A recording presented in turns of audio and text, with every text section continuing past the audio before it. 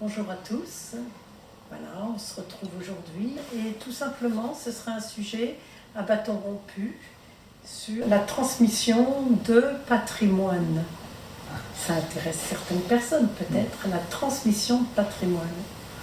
Et nous allons aller dans le psaume 78, puis ensuite nous irons dans Jean pour voir dans quelle mesure il nous est nécessaire de savoir transmettre notre patrimoine à nos enfants. Mais de quel patrimoine il s'agit?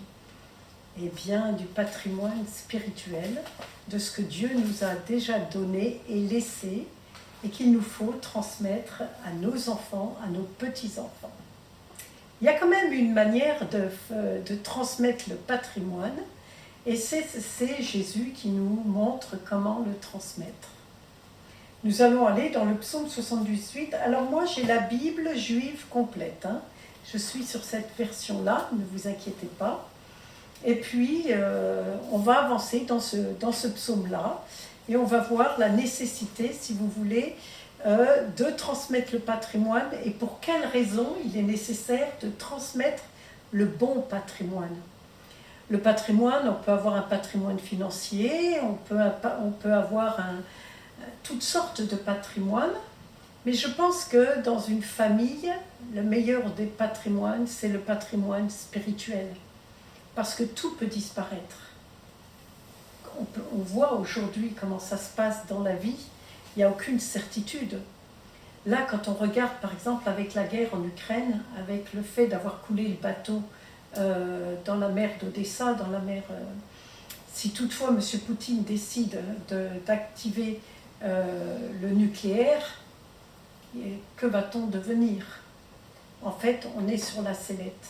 Et le plus important dans la vie, c'est d'avoir investi au bon endroit. Le meilleur investissement, c'est la parole de Dieu et c'est Dieu. Parce que tout peut nous être retiré à tout instant.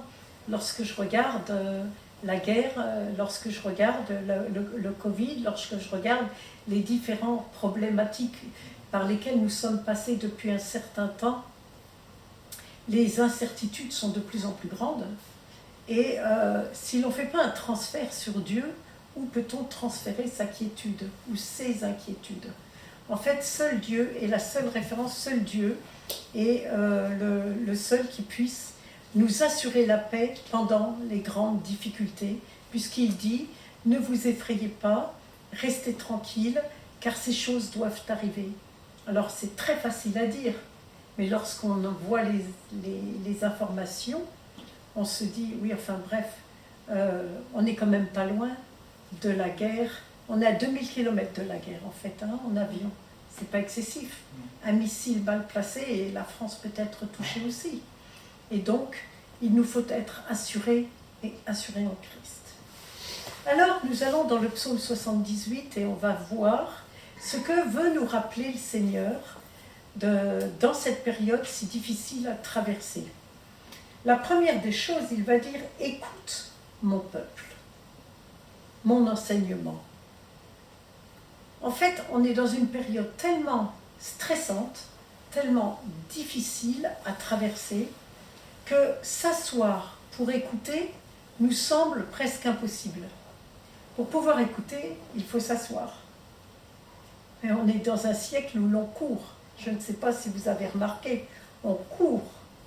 De toute façon, quand je regarde dans le métro, quand je regarde un peu partout, on court. Et pour écouter, il faut s'asseoir. Et c'est tout à fait l'inverse de ce que l'être humain, dans sa vie quotidienne, produit. Il court pour partir en vacances. Il court pour gagner de l'argent, pour pouvoir partir en vacances, par exemple. Alors que là, le Seigneur lui dit, non, stop.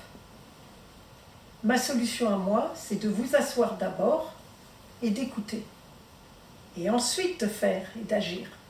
C'est complètement à l'opposé de ce qu'on a l'habitude d'entendre. Écoute mon peuple. C'est déjà une chose qui est importante, c'est qu'on lui appartient. Jésus a donné sa vie pour chacun de nous, et lorsqu'il est écrit dans Éphésiens 1, nous voyons que nous lui appartenons. Pourquoi nous lui appartenons? Tout simplement parce qu'il nous a adoptés et nous sommes sa propriété.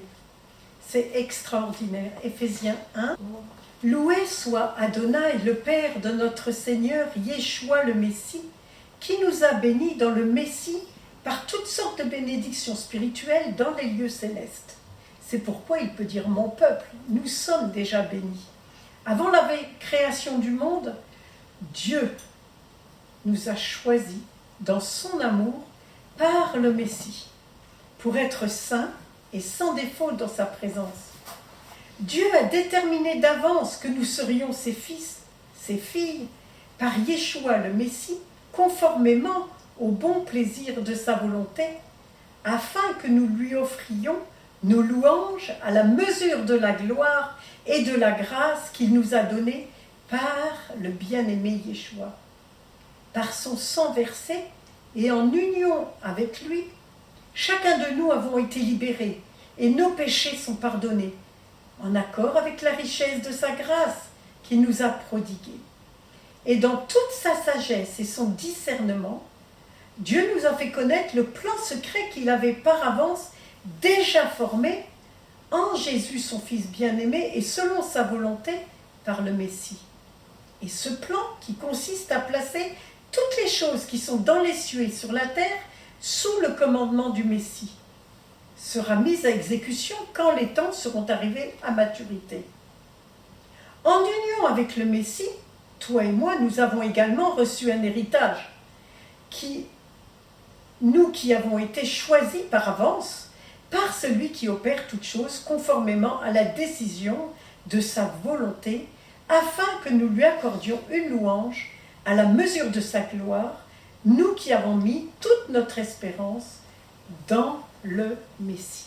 Nous avons déjà été choisis, nous sommes le peuple de Dieu et nous sommes choisis dès avant la fondation du monde. Écoute mon peuple, mon enseignement, il va dire, tourne tes oreilles vers les paroles de ma bouche. Tourne tes oreilles vers les paroles de ma bouche et je te parlerai en parabole. En fait, à partir du moment où on prend la décision de s'asseoir et d'écouter, eh bien Dieu dit, je te parlerai. Si tu écoutes, si tu tournes tes oreilles de mon côté, je te parlerai. Waouh! Il ne dit pas éventuellement. En fait, je te parlerai. Et il dit, je t'expliquerai les mystères anciens. En fait, nous avons le Saint-Esprit maintenant en nous, qui est venu pour nous expliquer les choses anciennes, le présent et les choses à venir.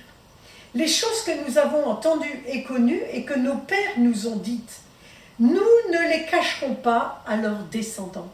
Nous en arrivons au principe de transmission, de patrimoine. En fait, nous sommes responsables de ce que Dieu nous a donné. Nous sommes responsables de la transmission. Nous ne le cacherons pas à leurs descendants et nous raconterons à la génération à venir qu'est-ce que nous allons raconter si nous n'avons rien à raconter. Mais là, Jésus nous parle. Là, David parle. Il dit que nous avons des choses à raconter. Et lorsqu'on a lu Éphésiens, c'était la louange. La nécessité de louer Dieu parce qu'il est créateur du ciel et de la terre. La nécessité de louer son Fils parce qu'il nous a adoptés par Jésus. Nous sommes sa nouvelle créature. C'est la louange. La nécessité de la louange. La force. Dieu est un Dieu rempli de force. Les prodiges qu'il a accomplis, parce que quand on regarde, Dieu a accompli de grands prodiges pour le peuple d'Israël. D'abord, par la suite, il va nous les mentionner, mais on verra qu'ils n'en auront pas fait qu'un. Et donc, les prodiges que Dieu a accomplis, et ensuite il dit, Dieu a suscité un témoignage en Jacob, Dieu a établi une Torah en Israël, Dieu a commandé à nos pères de faire connaître cela à leurs fils, afin que la génération suivante l'apprenne, ces fils qui ne sont pas encore nés, qui se lèveront eux-mêmes et le raconteront à leurs propres fils. Et quelle sera la finalité de cette transmission de patrimoine? 3 choses. La première des choses, c'est de mettre leur confiance en Dieu. la Bible a pour objectif, c'est de mettre sa confiance en Dieu. Pourquoi le peuple d'Israël, choisi par Dieu en Égypte, quitte l'Égypte et normalement devrait en 11 jours avoir traversé le désert pour arriver dans le pays promis, et pourquoi il a mis 40 ans? J'ai réfléchi à ça et je me suis dit qu'en 11 jours, on vient de passer par exemple 11 jours. Qu'avez-vous appris en 11 jours qui viennent de se passer? Pas grand-chose. On a eu notre emploi du temps, on a eu nos occupations, on a eu notre travail, on a eu la tête dans le pâté, on a eu la tête dans le travail. Avons-nous appris quelque chose en 11 jours? Ou si quand même on a pu apprendre, c'est très peu. C'est très peu. Et quel était l'objectif de Dieu pour le peuple d'Israël et pour chacun de nous? Place ta confiance en Dieu. Place ta confiance. Quelle que soit la circonstance par laquelle tu passes, la leçon primordiale que nous devons apprendre, moi la première, c'est place ta confiance en Dieu. Celui qui place sa confiance en Dieu ne sera pas déçu. Le deuxième point, c'est de ne pas oublier les œuvres de Dieu. Écoutez bien, le peuple d'Israël, lorsqu'il est sorti du désert, lorsque Dieu a ouvert la mer Rouge, ils louaient Dieu. Ils étaient heureux, ils étaient sortis de l'esclavage de l'Égypte et ils avaient confiance en Dieu. 3 jours après, ils ont commencé à murmurer. Ils n'ont pas mis beaucoup de temps, 3 jours, pour commencer à murmurer. 3 jours pour commencer à dire « Ouais, tu te rends compte, on est sortis, puis regarde un peu ce qui va nous arriver, on va partir, et puis il n'y a rien de prêt, puis nous voilà dans un désert, et puis voilà ce qui s'est passé au bout de 3 jours. » Ils venaient de sortir d'un esclavage de 400 ans, et 3 jours après, ils commençaient déjà à râler. Et puis, le troisième point, c'est l'obéissance à la parole de Dieu. C'était les 3 grands points fondamentaux que Dieu voulait que le peuple de Dieu apprenne, et c'est encore pareil aujourd'hui, mettre sa confiance en Dieu. Et maintenant nous pouvons, parce que Jésus a tout accompli sur la croix, ils n'ont pas d'effort à faire. Avant, ils avaient un effort tout seul à faire, parce que c'était eux qui devaient le faire. Maintenant, Jésus qui habite en nous est venu pour que nous ayons confiance en lui, mais comme il habite en nous, eh bien c'est plus facile. Deuxièmement, pour qu'on n'oublie pas les œuvres de Dieu. Pourquoi? Parce qu'on est des têtes qui ont tendance à oublier, pas vous? On a déjà bien oublié les jours qui viennent de passer où Dieu nous a fait du bien. On oublie vite les bienfaits de Dieu. C'est pour ça que tous les jours il nous dit compte les bienfaits de Dieu, parce qu'on a une tendance à oublier.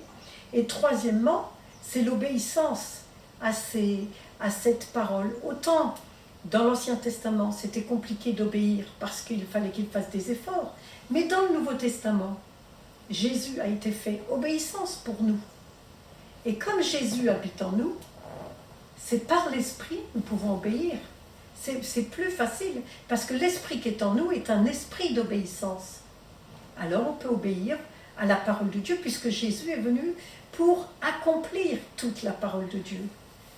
Et nous sommes dans cette dispensation nouvelle de la grâce où l'on peut obéir. Alors, à partir du moment où nous possédons ces 3 grandes réalités dans notre cœur, c'est-à-dire une confiance totale en Dieu, on n'oublie pas ses œuvres et on peut mettre en pratique sa parole de Dieu, il dit « alors, ils ne seront pas comme leur Père ». Nos petits-enfants, nos enfants ne devraient pas être forcément comme nous.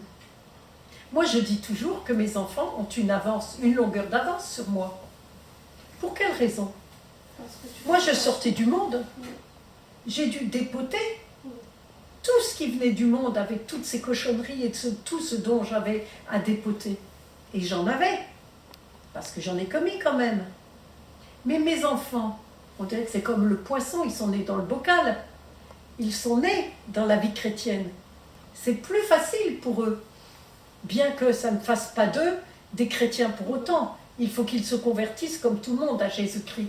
Ça ne fait pas d'eux, c'est pas parce que tu nais dans une famille chrétienne que tu es chrétien. Ça ne fait pas de toi un chrétien. Mais il dit, ils ne seront pas comme leur père, une génération entêtée et rebelle. Entêtée, c'est-à-dire obstinée, têtue, bloquée, bornée, braquée. Voilà ce qu'était la génération qui sortait du désert. Au moins, s'ils apprennent à faire confiance en Dieu, s'ils apprennent à ne pas l'oublier, s'ils apprennent à garder la parole de Dieu, eh bien, ils ne seront pas entêtés. Eh bien, ils ne seront pas rebelles. On leur a appris à ne pas être rebelles, parce que la rébellion, c'est, si vous voulez, c'est être imperméable à tout ce qui est de Dieu. Non, on aura travaillé leur cœur. On leur a dit que de faire confiance à Dieu, ça mène à de bonnes choses. Et puis, une génération, ça ne sera pas une génération entêtée, rebelle, une génération au cœur non préparé. C'est incroyable. Une génération au cœur non préparé. Pourquoi ? Tout simplement parce qu'on aura transmis le patrimoine spirituel. On leur aura dit, fais confiance à Jésus. Tu vas à l'école, tu as tel problème avec ton professeur. Eh bien, fais confiance à Jésus. Dans tes études, fais confiance. Dieu te dirige, Dieu sera ton guide jusqu'à la mort. C'est semer des paroles de confiance qui font que quand ils marcheront tout seuls, ils auront déjà une préparation à la confiance. Et puis, deuxièmement, on leur a dit, tu sais, Dieu t'a déjà bien fait du bien. N'oublie pas tout le bien qu'il t'a déjà fait. C'est le rôle des parents et des grands-parents de travailler leurs petits-enfants, leurs enfants dans ce sens, pour leur apprendre à ne pas oublier ce que Dieu a fait pour eux. Puis le rôle des parents, c'est l'obéissance. L'obéissance à la parole de Dieu. Ça, c'est un autre domaine. Parce qu'aujourd'hui, demander à des enfants d'obéir, on est plutôt dans la transaction que dans l'obéissance. Aujourd'hui, on transactionne beaucoup avec la jeunesse. On trouve toujours des subterfuges pour essayer de leur dire « Tu sais, ça serait bien si tu arrivais à obéir. » Donc, si vous voulez, ils pensent que en transactionnant, les enfants vont mieux obéir et respecter leurs parents. Mais vous savez, quand Dieu parle de l'obéissance, je pense qu'ils ne sauront pas obéir à Dieu directement. Dieu ne transactionnera pas pour leur apprendre à obéir. On obéit ou on n'obéit pas. Pour nous, lorsqu'on était plus jeunes, lorsque nos parents disaient quelque chose, on obéissait. Maintenant, on transactionne. Et l'obéissance n'est pas quelque chose qui soit acquis chez les enfants. Et donc, comme il n'y a pas l'obéissance chez les parents, avec les parents, comment pourront-ils obéir au Dieu qu'ils ne voient pas ? Ça, c'est le drame d'aujourd'hui dans la nouvelle éducation. C'est le principe d'obéissance. Bien sûr que ce n'est pas une obéissance servile. Bien sûr que ce n'est pas une obéissance irréfléchie. Bien sûr que ça, on peut discuter pour montrer la nécessité de l'obéissance. Mais là, on ne leur montre même pas la nécessité. On ne leur demande pas d'obéir. Ce sont presque des enfants rois. Et dans la vie chrétienne, l'enfant roi n'est pas à sa place. Parce que Dieu a un ordre créationnel.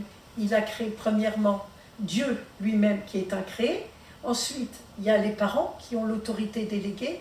Et ensuite, il y a les enfants. Mais le problème qu'il y a aujourd'hui, c'est le Dieu incréé, les enfants et les parents. Les enfants sont rois. Mais qu'est-ce que ça va donner dans la société suivante? Et c'est là tout le problème. Si l'on ne procède pas, si les chrétiens, les parents chrétiens, n'ont pas une transmission conforme à la parole de Dieu, que vont devenir nos enfants et nos petits-enfants? Et le Seigneur savait très bien l'importance de la transmission du patrimoine spirituel. Leur apprendre à être docile, leur apprendre à avoir un cœur préparé, leur apprendre à obéir. Toutes ces trois grandes réalités, c'est les parents, les grands-parents qui doivent préparer le cœur. C'est ce qu'on appelle la transmission du patrimoine. Seulement, le problème de fond, c'est qu'aujourd'hui, ces réalités-là, on compte plutôt sur les écoles, On compte plutôt sur les gens extérieurs, sur la société, on compte sur les écoles du dimanche, plutôt que sur une éducation à la maison. Mais aujourd'hui, les lois qui sont faites ne sont pas forcément en conformité avec la parole de Dieu. Et quand on va vous demander, quand vos enfants vont vous demander de choisir le genre, par exemple, vous allez leur dire quoi?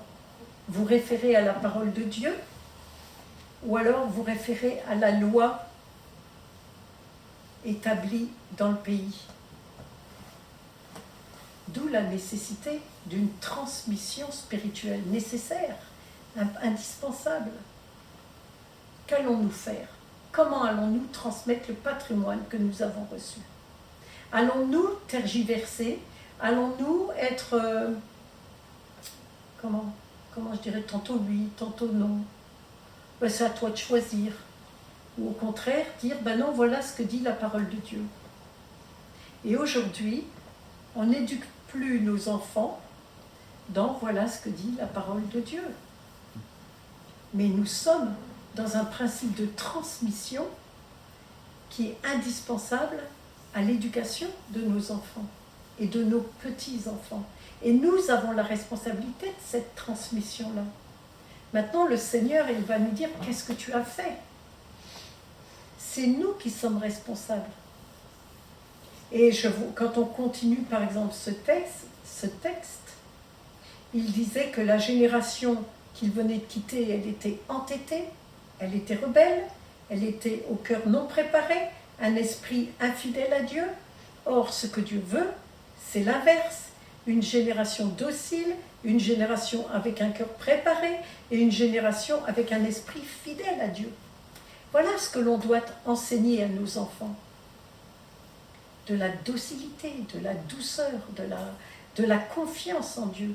Parce que c'est celui, partout, lorsque vous allez, par exemple, même dans Jean, lorsque vous allez dans Jean, il vous parle de la nécessité de lui faire confiance.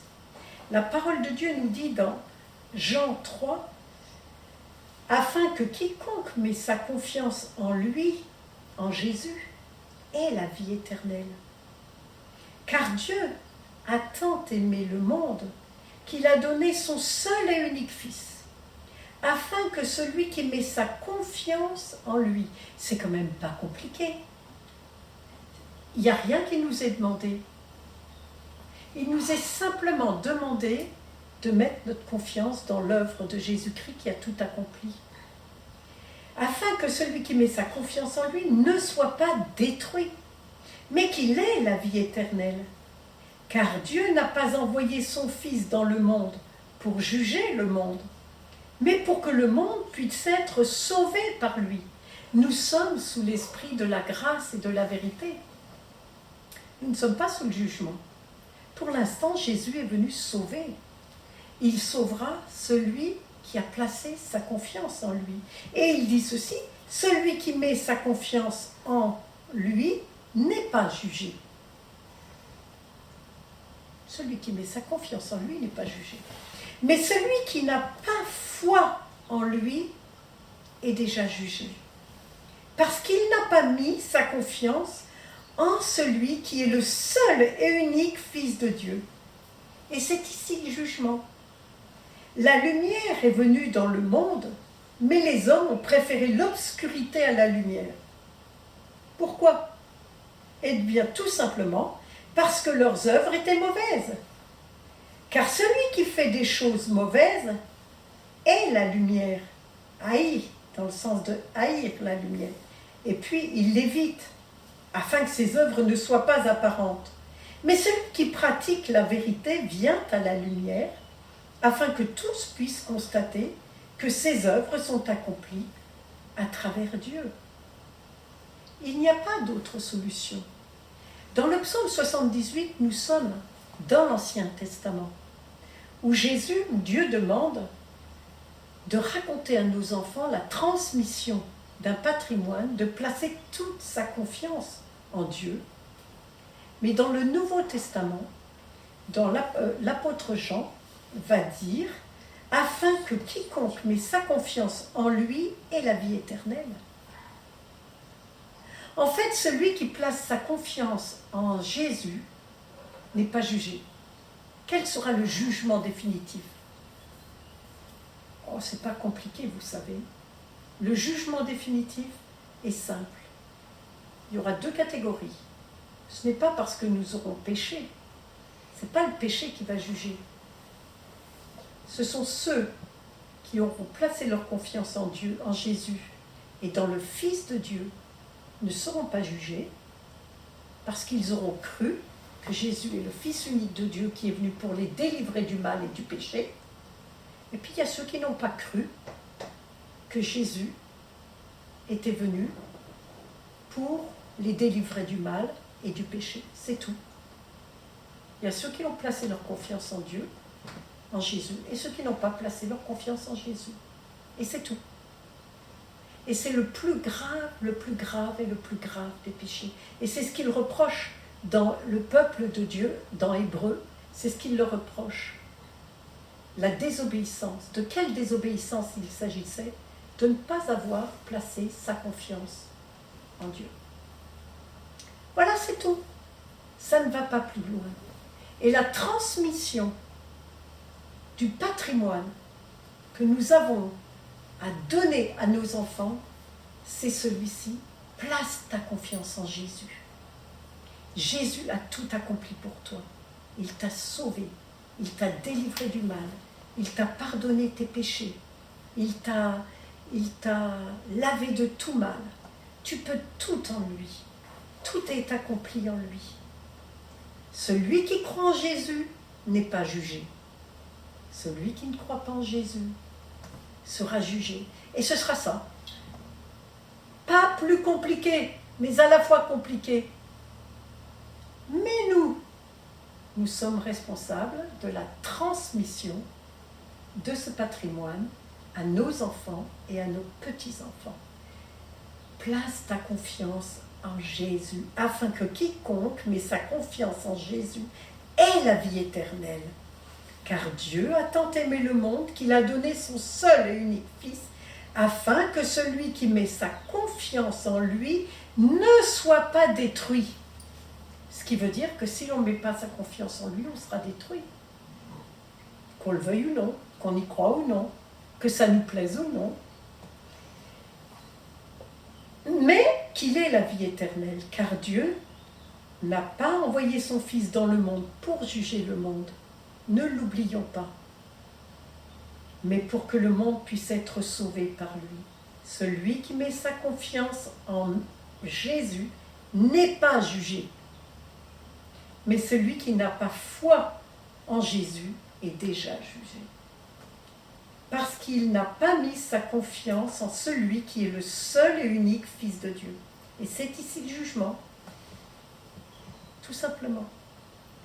Notre responsabilité de la transmission de patrimoine, c'est d'apprendre à nos enfants qui est Jésus, ce qu'il a fait pour chacun de nous, et puis leur dire que celui qui place sa confiance en lui n'est pas jugé.